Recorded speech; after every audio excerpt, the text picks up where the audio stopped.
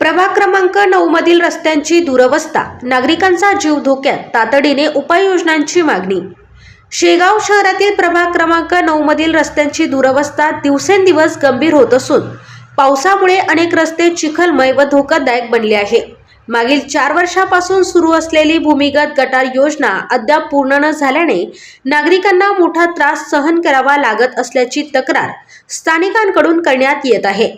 स्थानिकांच्या म्हणण्यानुसार भूमिगत गटार योजनेची कामे विविध ठेकेदारांकडे विभागून देण्यात आली आहेत।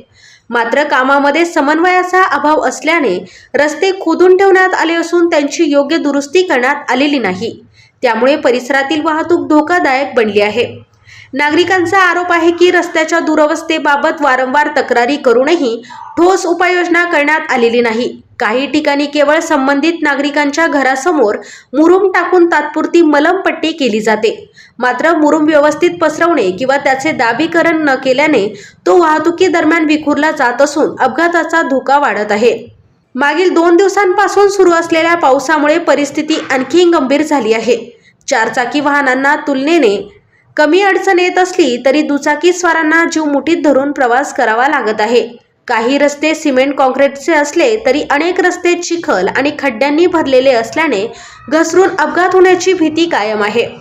स्थानिक नागरिकांनी यापूर्वीही नगर परिषदेकडे अनेक वेळा तक्रारी केल्या होत्या। त्यावेळी संबंधित रस्त्यासाठी निधी उपलब्ध नसल्याचे सांगण्यात आले होते। मात्र 4 वर्ष उलटूनही या भागातील रस्त्यांच्या कामासाठी निधी उपलब्ध न झाल्याने नागरिकांमध्ये तीव्र नाराजी व्यक्त होत आहे। प्रभाग क्रमांक 9 मधील रस्त्यांची तातडीने दुरुस्ती करून भूमिगत गटार योजनेची रखडलेली कामे पूर्ण करावीत। तसेच नागरिकांच्या सुरक्षिततेच्या दृष्टीने नगर परिषद आणि संबंधित लोकप्रतिनिधींनी त्वरित लक्ष घालावे अशी मागणी परिसरातील नागरिकांकडून होत आहे। युवा क्रांती न्यूजसाठी डी ललित, शेगाव।